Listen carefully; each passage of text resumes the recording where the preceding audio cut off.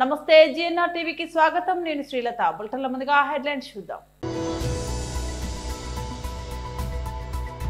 తెలంగాణ భవన్లో బీఆర్ఎస్ నాయకుల press meet.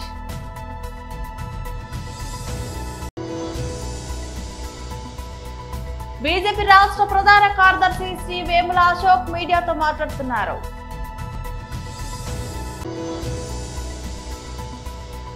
తాడపల్లిలో YSRCP అధ్యక్షులు వైఎస్ జగన్ గారి ప్రెస్ మీట్.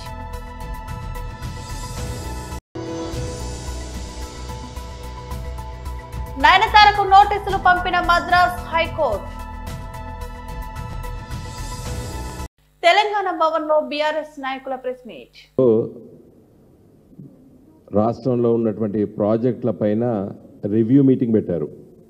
చాలా పెద్ద ఎత్తున అన్ని ప్రాజెక్టుల చీఫ్ ఇంజనీర్లు, సిబ్బంది మొత్తము, ఇరిగేషన్ సెక్రటరీ వీళ్ళందరూ కూర్చొని రివ్యూ చేస్తూ ఒక మంచి మాట చెప్పిండ్రు.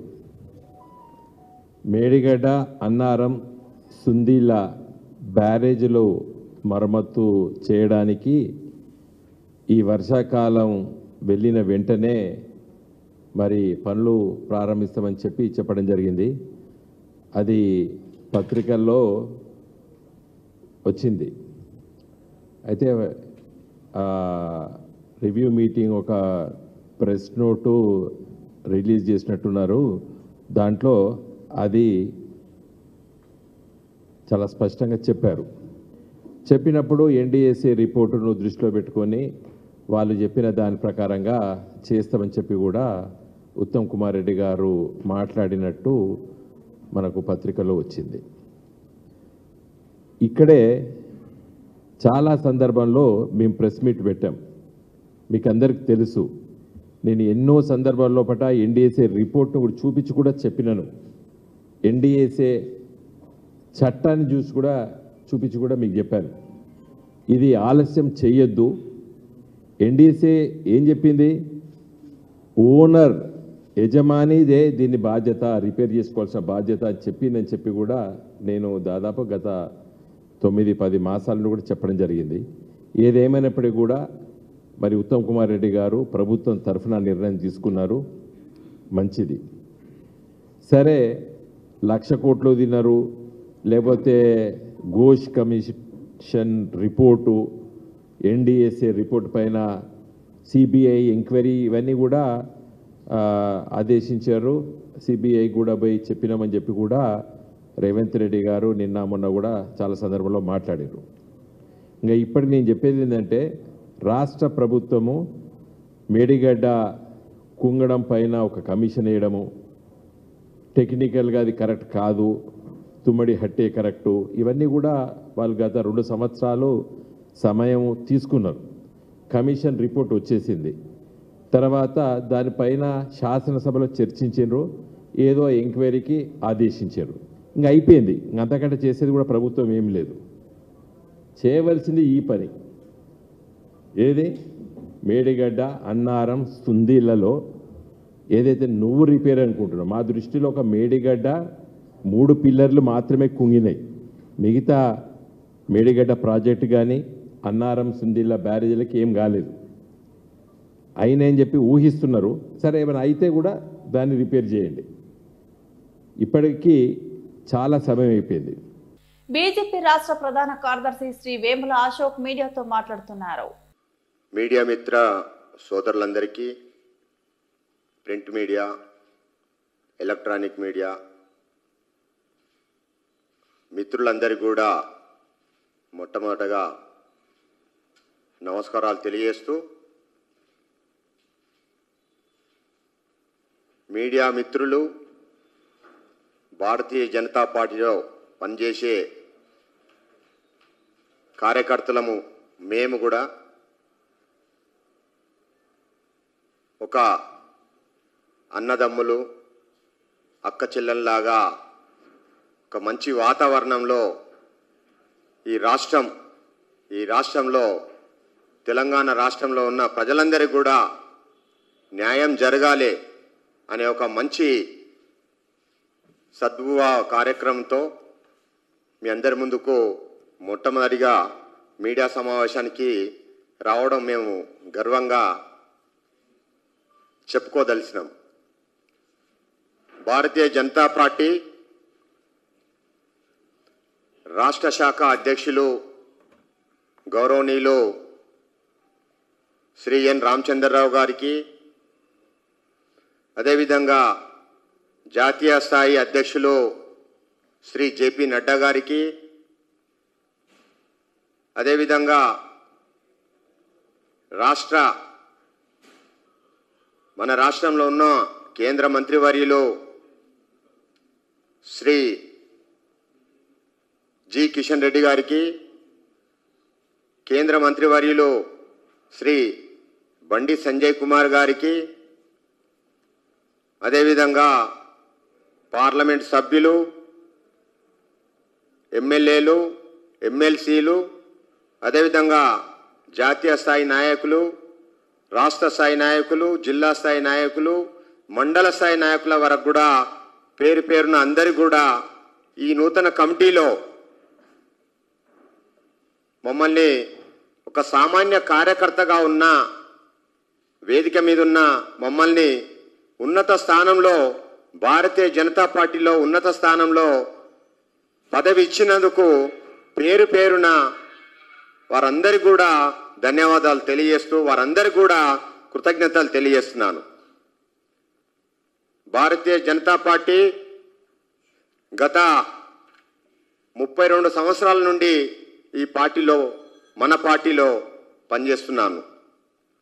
గత 47 సంవత్సరాల నుంచి వెళ్ళి స్వయం సేవక్గా ఉన్నాను. వృత్తిరీత్యా న్యాయవాదిగా ఉన్నా కానీ దేశం కోసం, అదేవిధంగా ఈ రాష్ట్రం కోసం, ప్రజల అవసరాలు తీర్చే ఆలోచన విధానంతో భారతీయ జనతా పార్టీలో ఉన్నందుకు తాడపల్లిలో వైఎస్ఆర్సీపీ అధ్యక్షులు వైఎస్ జగన్ గారి ప్రెస్ మీట్. రైతులతో కలిసి ధర్నా కార్యక్రమాలలో పాల్పంచుకోవడం జరిగింది. వాటికి సంబంధించిన వివరాలు, అలాగే రెండోది మెడికల్ కాలేజీల ప్రైవేటీకరణకు సంబంధించి చంద్రబాబు నాయుడు వేస్తా ఉన్న అడుగులు, ఏదైతే అన్యాయమైన అడుగులు ఏదైతే వేస్తా ఉన్నాడో, రాష్ట్రానికి తీరని నష్టం చేకూర్చి అడుగులు ఏదైతే వేస్తా ఉన్నాడో వాటికి సంబంధించిన రెండో టాపిక్. ఇంకా మూడో టాపిక్ అంటే ఇంకా ఇవాళ అనంతపురంకు ఆయన పోతా ఉన్నాడు కదా, సూపర్ 6, సూపర్ 7 ఆల్రెడీ చేసేసాము, ఆల్రెడీ సూపర్ హిట్ అని అంటూ ఏ రకంగా ప్రజలను తన అబద్ధాలతో, మోసాలతో ఏ రకంగా తాను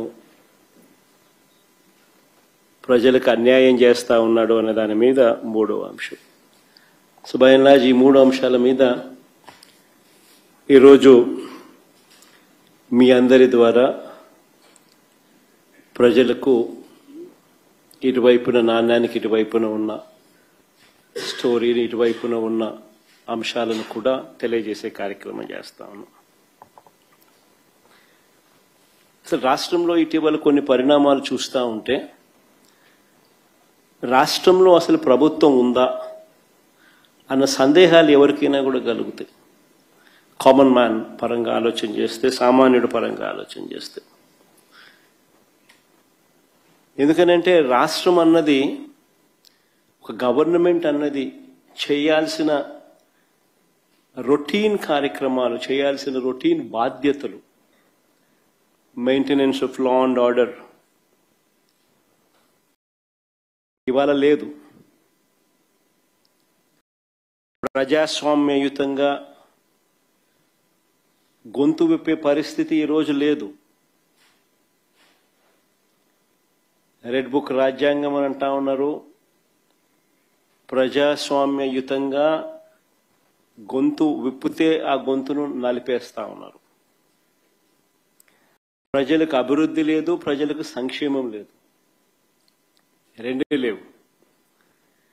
ఎకానమీ పరిస్థితి చూస్తే తిరోగమనం.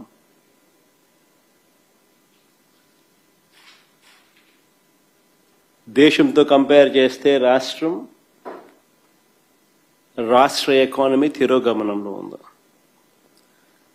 ప్రజలకు అందుబాటులో ఉండాల్సిన ఏ ప్రభుత్వమైనా ప్రజలకు తన కనీస ధర్మంగా అందుబాటులో ఉంచాల్సిన విద్య, వైద్యం, వ్యవసాయం ఈరోజు ప్రైవేట్ వ్యక్తుల దోపిడీకి ఈరోజు మన కళ్ళ ఎదుటే గురవుతా ఉన్నాయి. ఇవన్నీ ఒక రాష్ట్ర ప్రభుత్వం కనీస బాధ్యతలు ఇవ్వాలి. ప్రముఖ సినీ నటి లేడీ సూపర్ స్టార్ గా పేరు పొందిన నయనతార న్యాయపరమైన చిక్కుల్లో పడ్డారు. ఆమె జీవితం ఆధారంగా ప్రముఖ ఓటీటీ ప్లాట్ఫామ్ నెట్టింట్లో విడుదలైన Nayanthara beyond the fairy tell అనే డాక్యుమెంటరీ తాజా వివాదానికి కేంద్ర బిందువుగా మారింది. ఈ డాక్యుమెంటరీలో తమ సినిమాలకు చెందిన క్లిప్పులను అనుమతి లేకుండా ఉపయోగించుకున్నారని ఇద్దరు నిర్మాతలు కోర్టును ఆశ్రయించడంతో ఈ విషయం వెలుగులోకి వచ్చింది.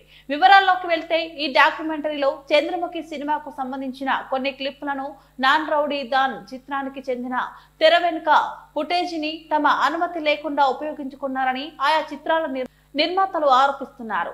ఇది కాపీరైట్ నిబంధనలు ఉల్లంఘించడమేనని వారు పేర్కొన్నారు. దీంతో చంద్రముఖి నిర్మాత ఏపీ ఇంటర్నేషనల్ నాన్ రౌడీ దాన్ నిర్మాత అయిన నటుడు ధనుష్ కు చెందిన నిర్మాత సంస్థ కలిసి మద్రాస్ హైకోర్టులో పిటిషన్ దాఖలు చేశారు. బుధవారం ఈ పిటిషన్ పై విచారణ జరిపిన న్యాయస్థానం నయనతారతో పాటు ఓటీటీ సంస్థ నెట్ఫ్లిక్స్ కి కూడా నోటీసులు జారీ చేసింది. ఈ వివాదంపై అక్టోబర్ 6వ తేదీలోగా తమ వివరణ సమర్పించాలని ఆదేశించింది.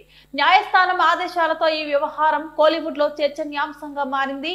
ఈ నోటీసులపై నయనతార నెట్ఫ్లిక్స్ లో ఏ విధంగా స్పందిస్తారో వేచి చూడాలి.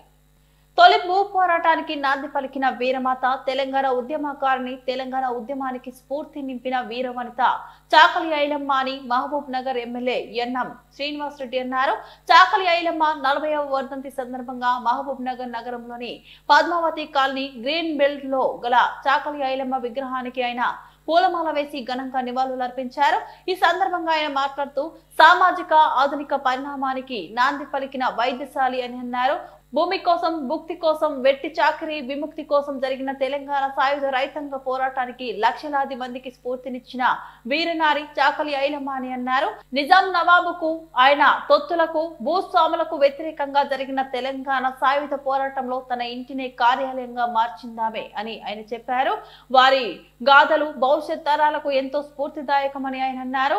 అందుకే మహిళా విశ్వవిద్యాలయానికి చాకలి ఐలమ్మ మహిళా విశ్వవిద్యాలయంగా పేరు పెట్టి గౌరవించుకున్నామన్నారు. ఆడపిల్లలు బాగా చదువుకొని జీవితంలో స్థిరపడాలని ఆయన సూచించారు. ఇక్కడ మహబూబ్ నగర్ లో చాకలి ఐలమ్మ స్ఫూర్తితో తాను 100 మంది విద్యార్థులకు ఉచితంగా ఇంజనీరింగ్ విద్యను చదివిస్తున్నట్లు ఆయన చెప్పారు. మీ పిల్లలు ఎవరైనా ఇంజనీరింగ్ విద్య చదవాలని ఆసక్తి ఉంటే వెంటనే నన్ను సంప్రదించాలని ఆయన చెప్పారు.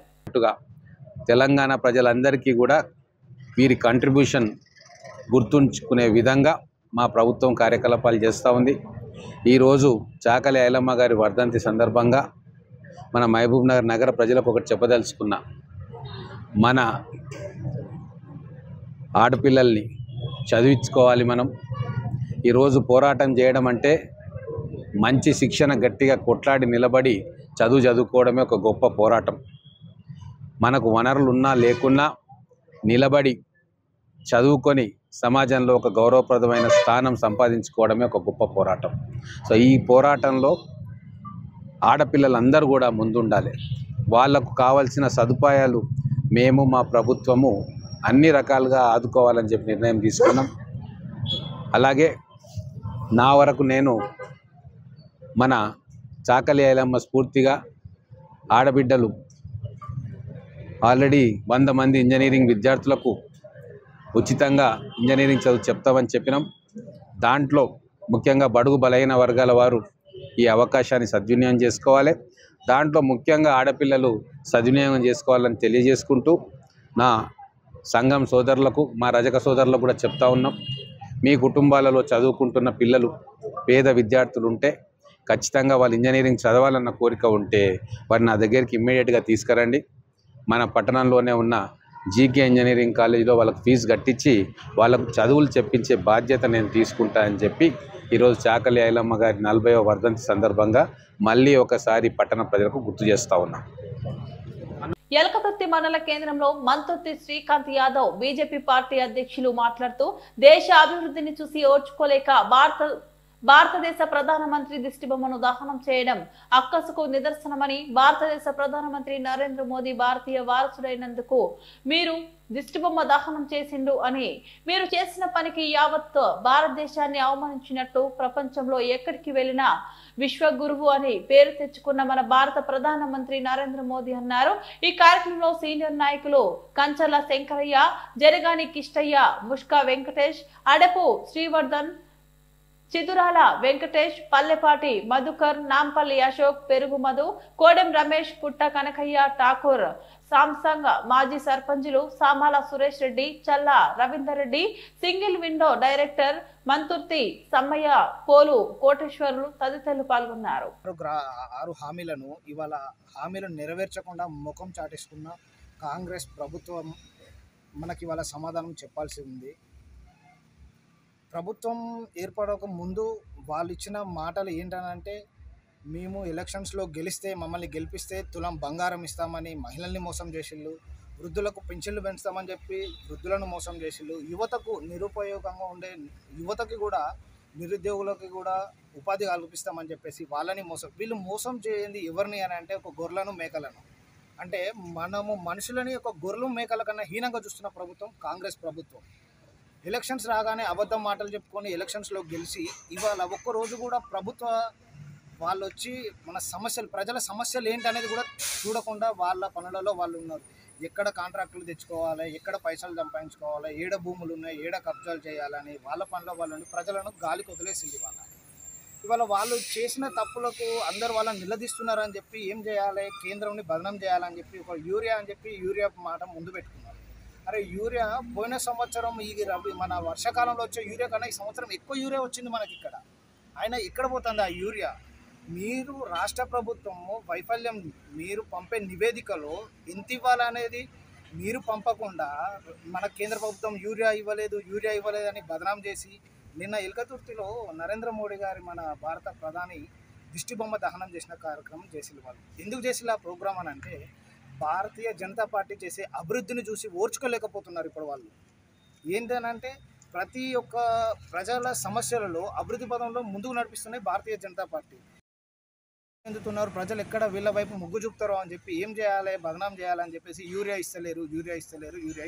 ఎందుకు యూరియా ఇస్తలేరు? నువ్వు చెప్తే కదా, నీ నివేదిక పంపిస్తే కదా నీకు యూరియా వచ్చేది. ఒక్కసారి మన ఏవో దగ్గరికి, వ్యవసాయ అధికారుల దగ్గర పోయి చూడు యూరియా ఎంత వచ్చిందని. ఇప్పటికి ఎలకతుర్తి మండలానికి భారతీయ జనతా పార్టీ నిస్వార్థం గల పార్టీ అని, కేంద్రంలో అధికారంలో ఉన్న ప్రధాని నరేంద్ర మోదీ పాలనలో దేశం సుభిక్షంగా ఉందని బీజేపీ రాష్ట్ర ఉపాధ్యక్షులు బండారు శాంతి కుమార్ అన్నారు. రాష్ట్ర ఉపాధ్యక్షుడిగా పదవి చేపట్టిన తర్వాత మొట్టమొదటిసారిగా మహబూబ్ నగర్ కు వచ్చిన సందర్భంగా శాంతి కుమార్ జిల్లా బీజేపీ పార్టీ కార్యాలయంలో మీడియా సమావేశం నిర్వహించారు. ఈ సందర్భంగా ఆయన మాట్లాడుతూ, ప్రధాని చరిష్మా వల్లే కేంద్రంలో మరోసారి బీజేపీ ప్రభుత్వం అధికారంలో వచ్చింది అన్న విషయాన్ని మరవరాదు అన్నారు. మహబూబ్ నగర్ జిల్లా బిడ్డగా తనకు బీజేపీలో తగిన స్థానం లభించడం పట్ల ఆయన హర్షం వ్యక్తం చేశారు. ఉద్యోగానికి రాజీనామా చేసిన తర్వాత దేశానికి సేవ చేయాలి, జిల్లాకు సేవ చేయాలి అనే ఆలోచనతో ఉండగా అది బీజేపీతోనే సాధ్యమని భావించి ఆ పార్టీలో చేరినట్లు వెల్లడించారు. మహబూబ్ నగర్ జిల్లాలో బీజేపీ బలంగా ఉన్నదని, పార్టీ కార్యకర్తలు, నాయకులు క్రమశిక్షణతో ఉన్నారని గుర్తు చేస్తూ రాబోయే రోజుల్లో కూడా ఇలాగే పనిచేయాలని కోరారు. ప్రస్తుత పరిస్థితుల్లో బీఆర్ఎస్ పార్టీ అవినీతి అక్రమాల్లో కూరుకుపోయిందని విమర్శించారు. తెలంగాణ సిద్ధాంతం పోయిందని, వాటితో పాటు బీఆర్ఎస్ పార్టీ పని కూడా ఆయన ఎద్దేవా చేశారు. బీజేపీకి ప్రధాన ప్రతిపక్షం కేవలం కాంగ్రెస్ పార్టీ మాత్రమేనని ఆయన తెలిపారు. నన్ను మహబూబ్ నగర్ జిల్లా తరఫున ఉపాధ్యక్షులుగా నియమించబడ్డాను. రాష్ట్ర అధ్యక్షులకు మరియు కేంద్ర పార్టీకి మనస్ఫూర్తికంగా నా తరఫున, మా మహబూబ్ నగర్ జిల్లా కార్యకర్తల తరఫున ధన్యవాదాలు తెలియజేసుకుంటున్నాను. మిత్రులారా, భారతీయ జనతా పార్టీ భిన్నమైన పార్టీ అని మనకు తెలుసు. భారతీయ జనతా పార్టీ కార్యకర్తలందరూ ఈ దేశానికి నేనేం చేయగలను అని ఆలోచిస్తారు, కానీ ఈ దేశం నాకేమి ఇస్తుంది అని ఆలోచించరు. అలాంటి నిస్వార్థ కార్యకర్తల ఆదర్శమే ఇంతవరకు కార్యకర్తల్ని సంక్షేమంగా ముందుకు తీసుకెళ్తుంది. అలాగా నేను కూడా నేను పుట్టిన జన్మస్థలానికి అంటే మహబూబ్నగర్ జిల్లాకి అంటే మాతృభూమికి రుణం తీర్చుకోవాలనే ఉద్దేశంతోనే అది రుణం తీర్చుకోవడానికి ఒకటే ఒక దారి, అది భారతీయ జనతా పార్టీ మాత్రమే సాధ్యమని భారతీయ జనతా పార్టీలో నేను చేరాను.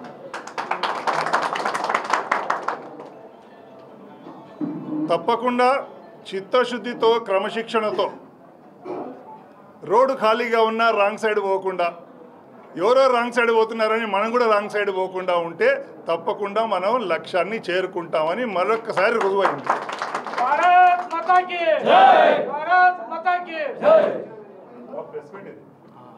కాబట్టి మనం అందరం కూడా ఏంటంటే చిత్తశుద్ధితో క్రమశిక్షణతో మన పార్టీకి, మన జిల్లాకు, మన రాష్ట్రానికి చెడ్డ పేరు తేకుండా మన వల్ల దానికి వన్నె వచ్చినట్లు నడుచుకుంటేనే మనం చేస్తున్న ఏ పనిలోనైనా సార్థకత ఉంటుంది, ఫలితాలు ఉంటాయి.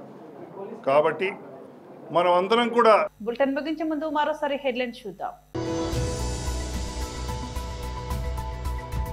తెలంగాణ భవన్ లో బీఆర్ఎస్ నాయకుల ప్రెస్ మీట్.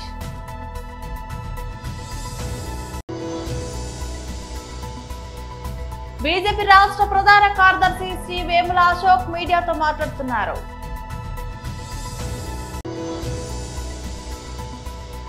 తాడపల్లిలో వైఎస్ఆర్సీపీ అధ్యక్షులు వైఎస్ జగన్ గారి ప్రెస్ మీట్.